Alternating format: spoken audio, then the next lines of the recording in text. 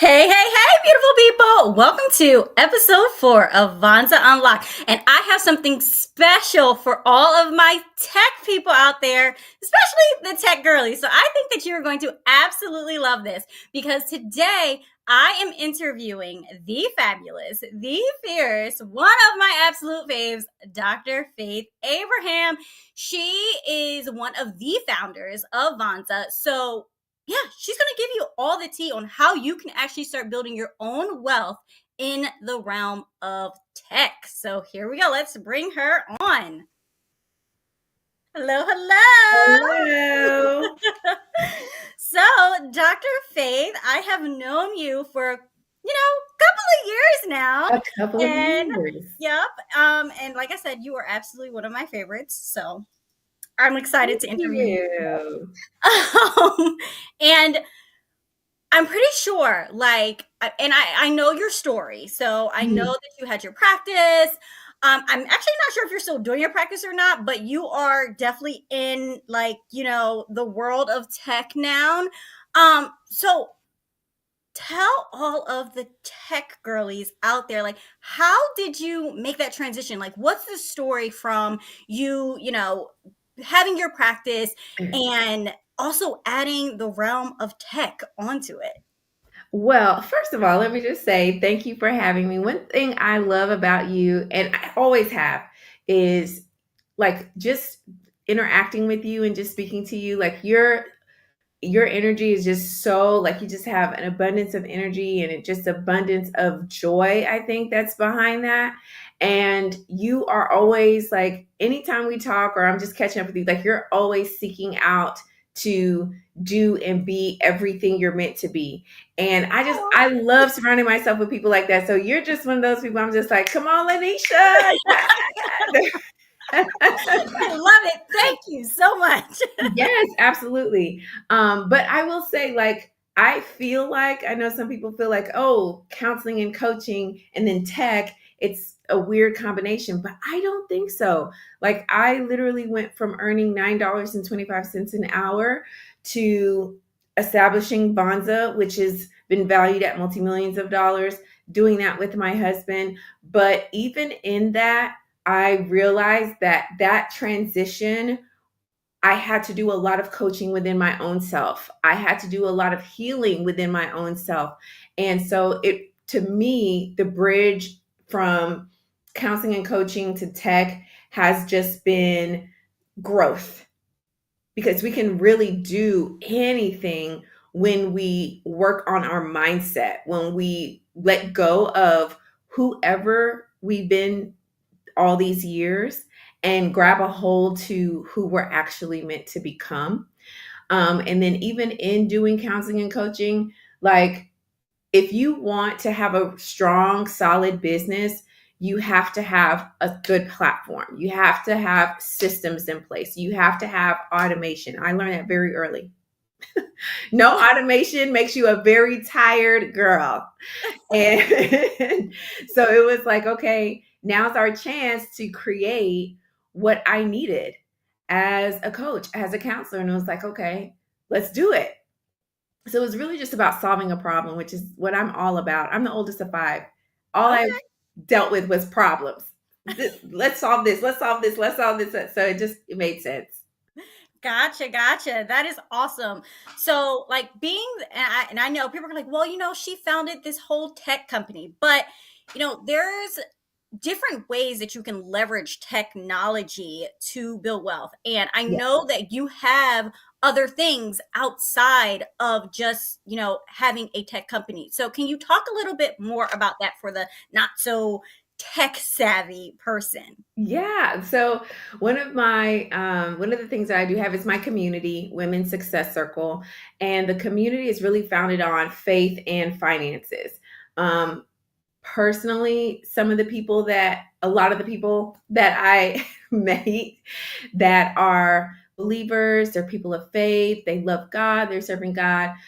There's a disconnect between faith and having finances and being able to have time freedom and have money freedom to venture out and do these things that we go to sleep, we have these dreams, and we're creating things, we're building things, we're making things, we're like bigger than how we are when we wake up and we just go through life. And it's like, what's going on? And I just kept meeting so many people. And I feel like sometimes people feel like if they are looking to establish money freedom, that means that they are it pulls them away from godliness, let's say, or from being spiritual or being able to have that level of spirituality. But I feel like they're one and the same.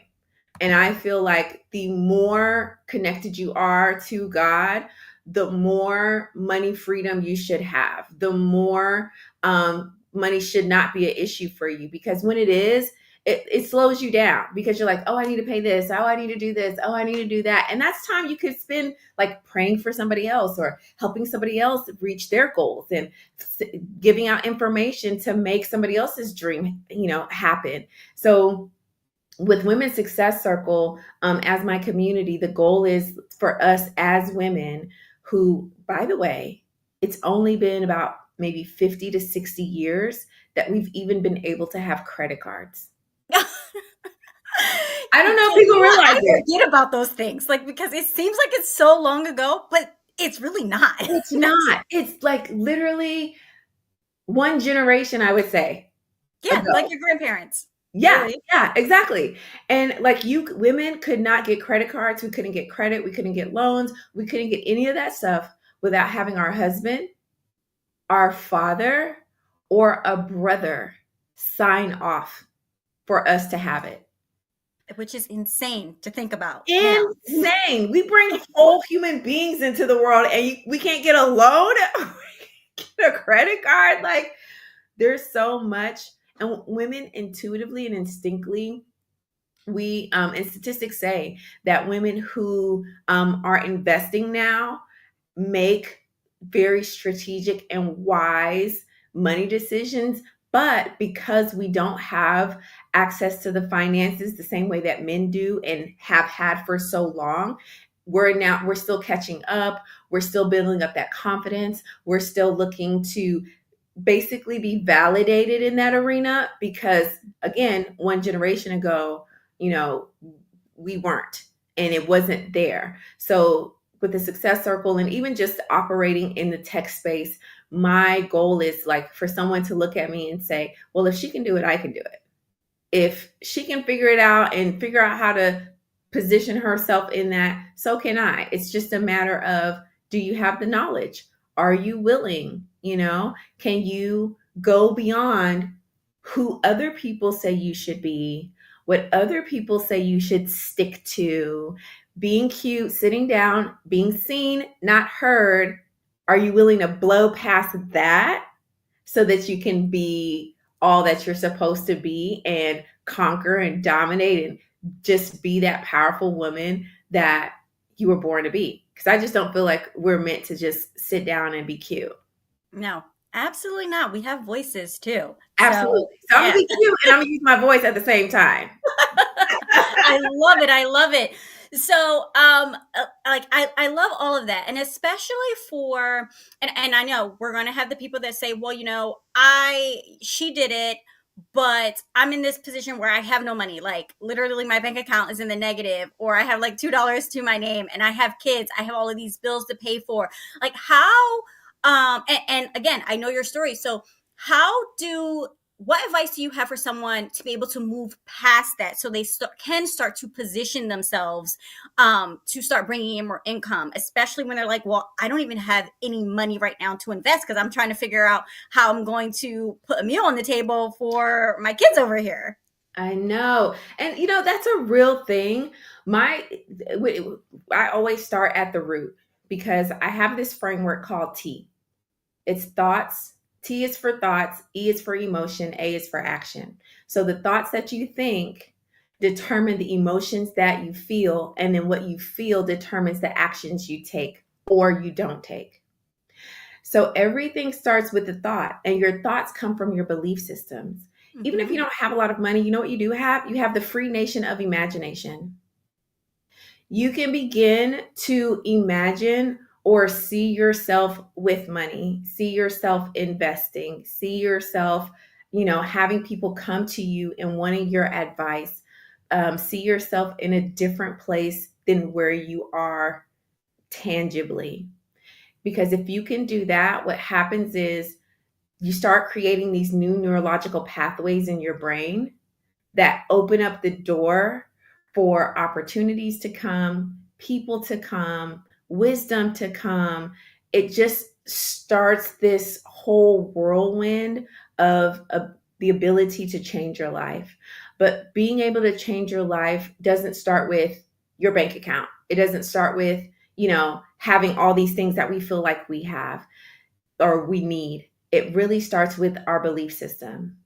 And if we can say, okay, I may not have this tangible thing, but I do have this invisible thing, the invisible can create the visible. Like Vonza was just a figment of our imagination at one point. That's one thing like people don't understand. Like this chair, the chairs that we're sitting in was a figment of somebody's imagination. You know what I mean? Like the iPad was a figment of somebody's imagination. Like, oh, what if we had tablets that we could walk around with and have access to the internet and can call our friends and can create things? And it's an iPad. It's just a thing.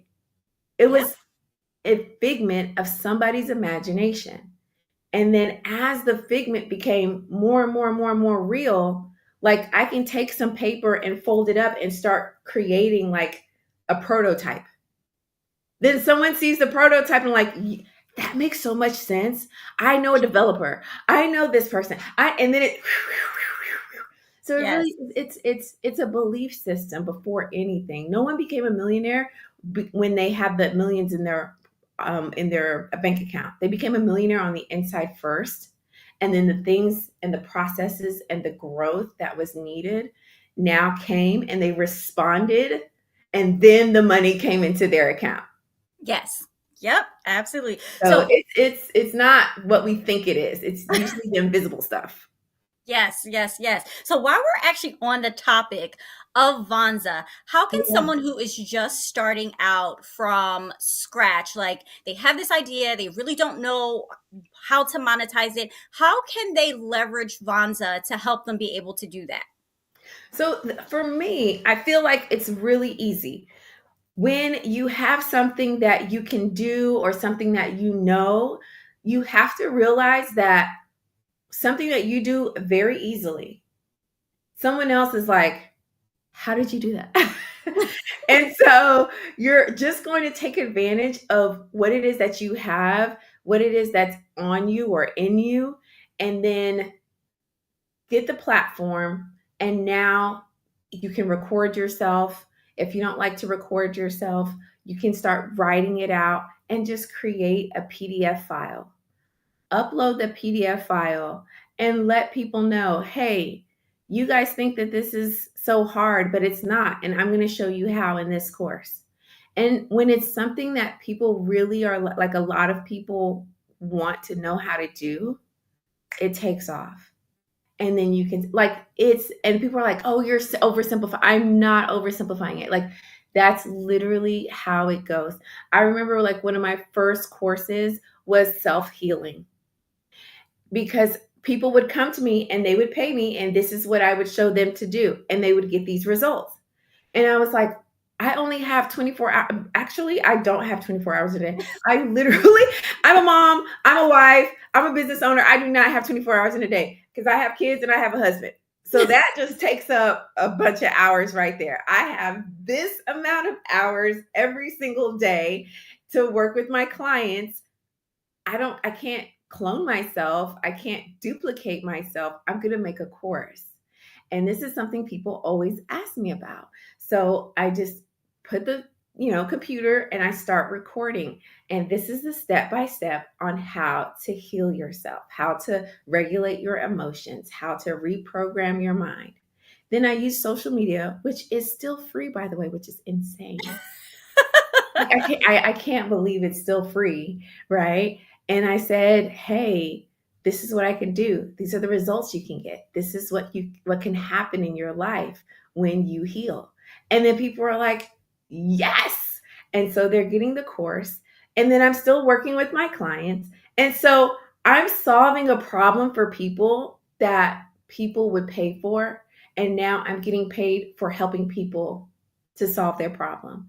Like, if that's not the best exchange in the world, I don't know what is. And Vonza is just supporting me, helping people. It's supporting me to serve others. It's like basically helping me clone myself in the sense of I can create a course and they can go through the course at any given time. They can watch the videos at any given time. They can access it, the community, at any given time. And it's there. Like, when in history has that been possible? It hasn't. Now. Yeah, there you go. Now it's possible. So guys, as you can see, it just takes some will. Definitely. And you have no excuses because, Dr. Faith is giving you a free trial of Vonza. All you have to do is go to Vonza.com and sign up and get the free trial and get to work. So no excuses. Right?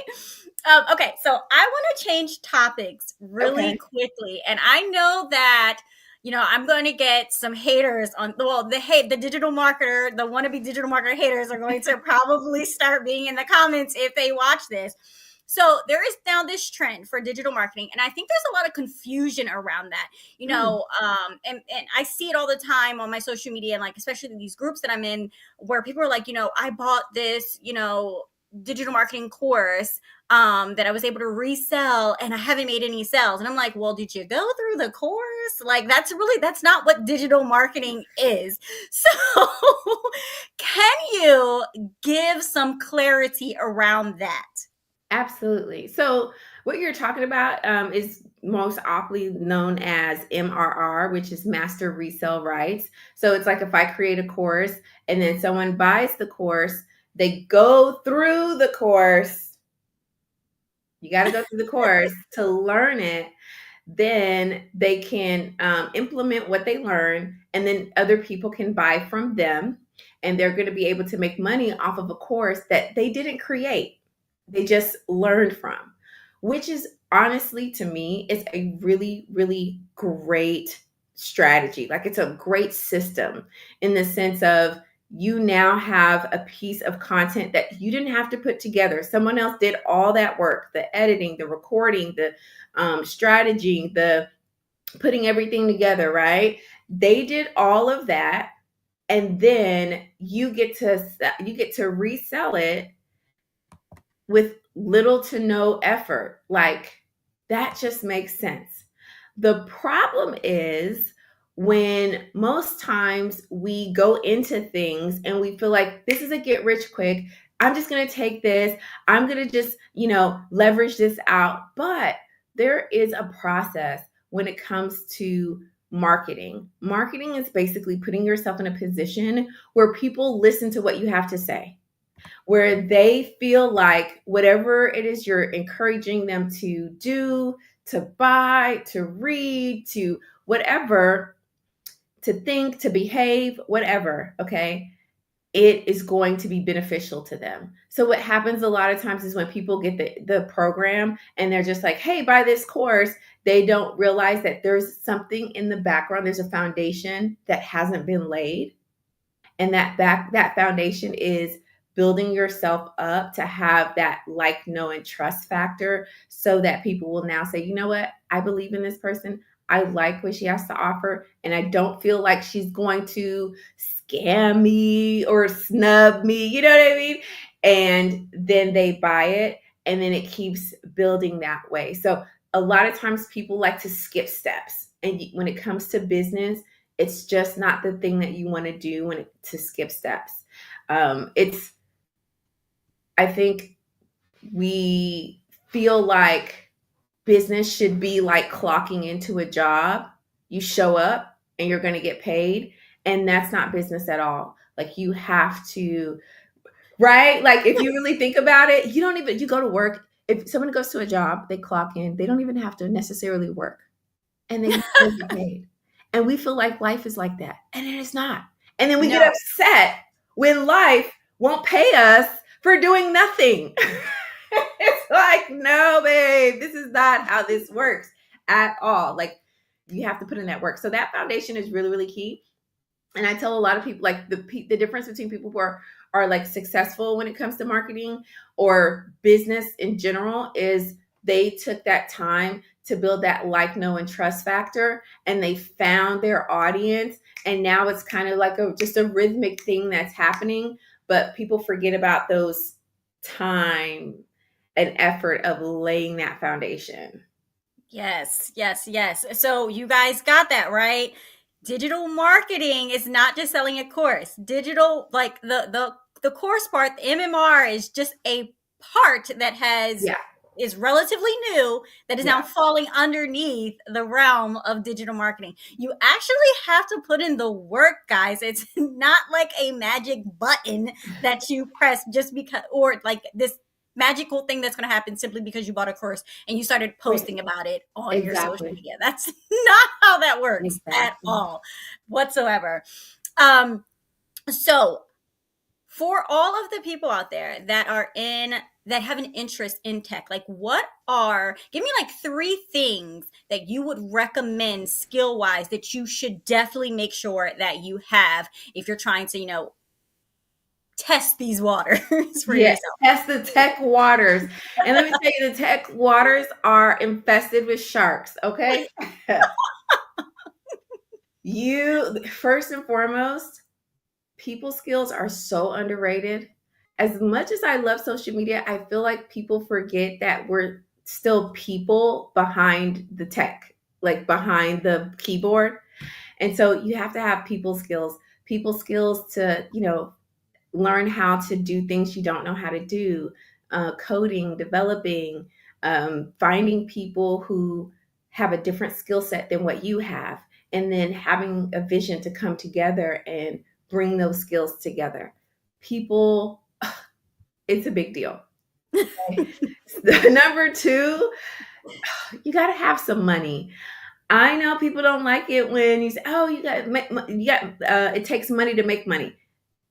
It does. It does. Okay. Especially in tech, it does, because tech is one of those industries that you do have to spend in order to get in, because you're literally building something from scratch. So you do have to have money. But guess what? If you have good skills in marketing, in sales, in business, the income, or even at a great job, you could take your whatever income you have and put it into that tech so that you can develop it and grow it out. Then the third one is let go of that word and the perception of failure. And this is so hard for a lot of people because we were trained either you get an A, a B, a C, a D, or F. And in school, we went to school for what, 12 years if you're in the US, right? At Yep. least that's just to graduate high school. And for every time you went to a new grade, what were they telling you? F, you failed. You failed. You can't go. You can't, do not pass go. Do not collect 200. Don't you know, you got to go back to and do it all over again. Yep. And so we're like so scared to fail. But in tech, you have to fail. Like, you have to figure out what doesn't work so that you can figure out what does work. And being able to, have a set of eyes to where you can gauge where people are and what they want. When you can figure out what people want, I think that was one of the secrets of Steve Jobs when he was still alive, with like, because really, having a phone, we were BlackBerry, just Yeah. typing. I was a BlackBerry girl, okay? I loved my BlackBerry. So to go from having this physical touch of keys to a screen, who knew people would want that? But they do.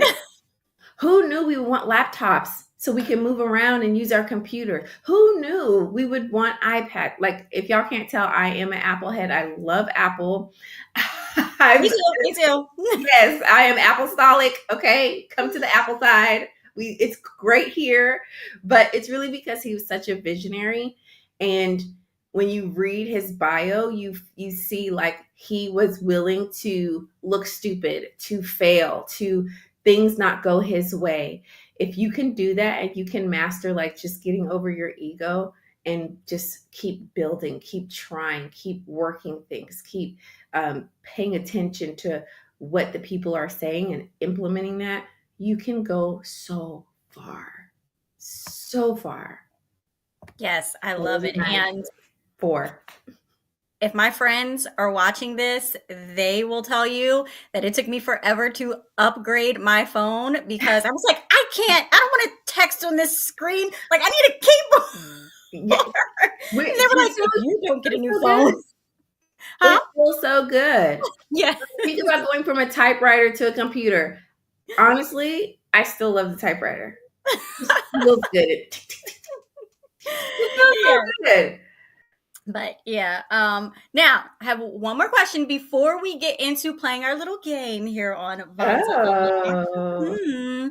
So, for those that are just starting out, when it comes down to investing, and investing can be very scary, which is why I think a lot of people don't do it because they're like, oh my God, like I don't know what I'm doing. I don't want to lose my money. So, how would you, or what advice would you give to someone who is just starting out? Like, is there anything that, like, resources or apps that you would recommend?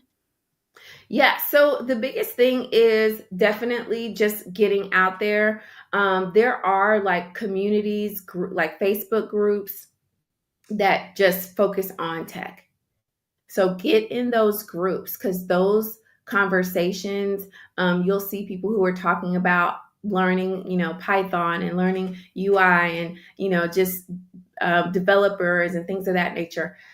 Surround yourself and get in those. That's the biggest thing I would honestly say. Get in those environments where that conversation is normal because then it's going to cultivate your mind and like tell you basically what you need. So you reduce the risk of losing money, but it's just kind of one of those things. You probably will feel like you lost money at some point in the journey. It comes with the territory. That's that whole thing about failure. You didn't fail unless you stopped.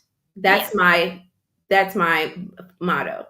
I only failed if I stopped, and I only failed if I didn't learn something. So the environments are really, really key. Having those conversations with people and taking advantage of what's already set up.